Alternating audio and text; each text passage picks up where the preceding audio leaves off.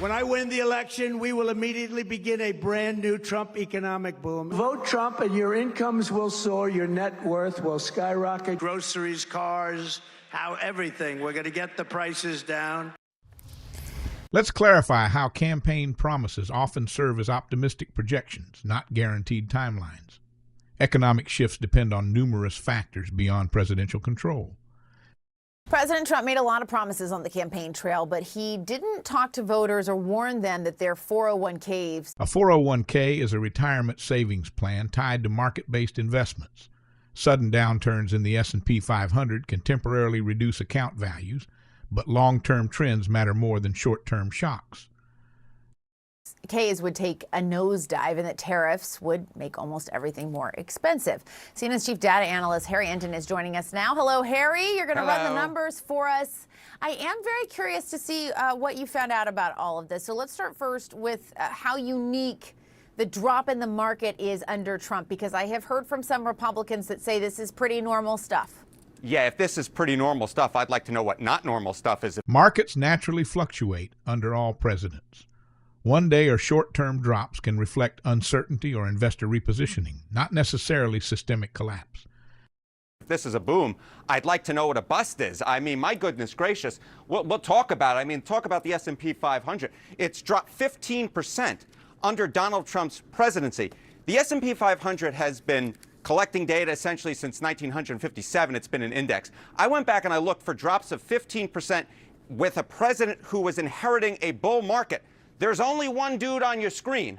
It's Donald John Trump. He is the only one to see a drop of 15% this soon into his presidency in the S&P 500 after inheriting a bull market. While this statistic is technically accurate, it lacks broader context. Previous economic declines often stem from external shocks like 9/11 or the dot-com crash. Causation here is more complex. In fact, there's only one other president who has seen a drop of 15% this early on in his presidency, and that was George W. Bush back in 2001. But of course, he was in fact inheriting the dot-com bubble bust. And so this is truly unique, where you come in with a bull market and then boom, right through the floor. Bush faced the dot-com crash and 9/11, major economic shocks unrelated to his initial policies. Historical comparisons require a full view of each presidency's circumstances. Donald Trump, the S&P 500 dropping already 15%, Jessica. And so there's the market, but then there's the chance of broader economic problems. A recession is typically defined as 2 consecutive quarters of negative GDP growth. Early risk projections are based on probability models, not certainties. And that chance is right. That possibility is rising, right? Yeah, that's exactly right. A chance of a recession, something none of us want to see. And what's the chance of a recession? I mean, J.P. Morgan, look at this, now up to 60%. It was 40% in early March. How about Goldman Sachs? It was 20% in early March. A recession is officially 2 consecutive quarters of negative GDP. Forecasts are not certainties. They're estimates based on changing models. We're now up to 35%. Basically, at this point, you average all these different companies together who put forecasts out on the chance of a recession. It's about 50-50, way up from where we were at the beginning of this year. Poly market, where you can trade, was, I think, a 30% chance at the beginning of the year. Forecasts are based on evolving data models, not guarantees.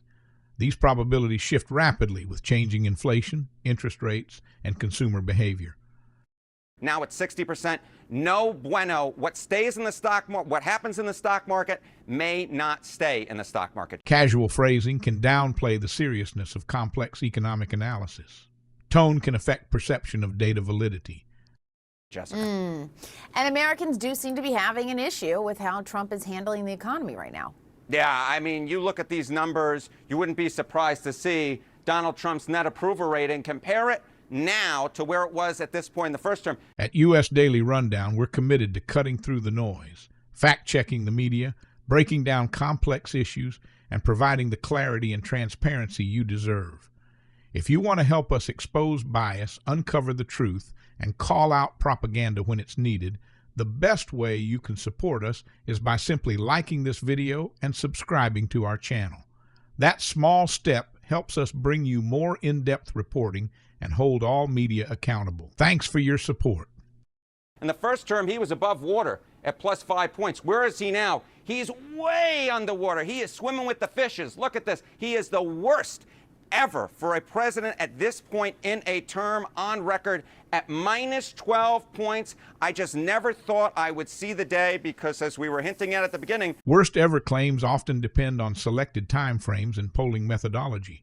Always check margin of error and sample reliability. Trump promised an economic boom. Voters bought into it, but so far they ain't liking what they're seeing. Jimmy Carter's probably the best example of a president getting taken down by the economy recently. How long did it take 39th president to go into negative territory on the economy? Yeah, always when you think of economic bust, you think of Jimmy Carter, the recession that occurred under him. Carter's economic challenges were shaped by 1970s oil shock, stagflation, and Federal Reserve policy, not directly comparable to today's dynamics. Right? How long did it take him to get a negative net approval rating on the economy? Net approval rating equals approval percent sense, disapproval cent. These numbers fluctuate significantly with news cycles and do not always reflect deeper economic performance. It took him 11 months. It took him all the way until December 77, January of 78. Donald Trump already has a net negative approval rating only 2 months. 2 months into this term, he is the fastest on record to go negative. Being fastest to go negative may reflect higher early expectations or heightened partisanship, not necessarily economic failure. And comparing to Carter, I mean, you don't have to be a mathematical genius to know that 2 is a lower number than 11. Carter took a while. Trump, right on in. The voters have turned right against him. I also want to talk about the protests that we saw across the country yesterday. Those protests were protesting the Trump administration. Google Trends shows public interest, not direct protest turnout or sentiment. A spike in searches doesn't confirm mass mobilization.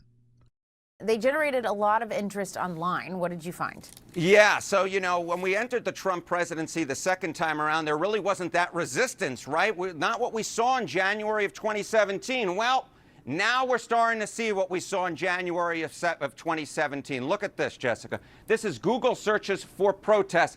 Get this, up 1,200% versus a year ago. Google Trends data reflects search interest, not confirmed participation or sentiment. A spike in searches could mean interest, concern, or even simple curiosity. It was the highest level on Saturday, and I went back into the record books. You know I like to do that, Jessica Dean. And what did we see? We see that the number of folks who are searching for protests, interested in going out on those protests, is finally matching what we saw in January of 2017, if not exceeding it. If the Democratic resistance seemed to be nowhere at the start of this Trump presidency, with approval ratings for Democrats down at their lowest level ever.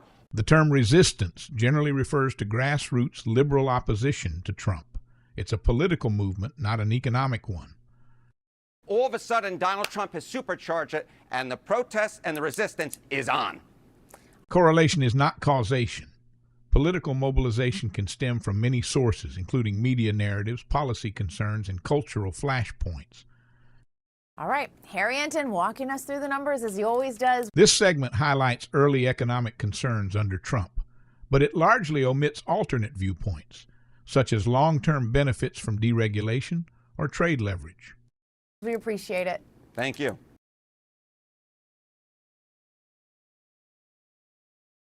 At U.S. Daily Rundown, we're committed to cutting through the noise, fact-checking the media, breaking down complex issues, and providing the clarity and transparency you deserve. If you want to help us expose bias, uncover the truth, and call out propaganda when it's needed, the best way you can support us is by simply liking this video and subscribing to our channel. That small step helps us bring you more in-depth reporting and hold all media accountable. Thanks for your support.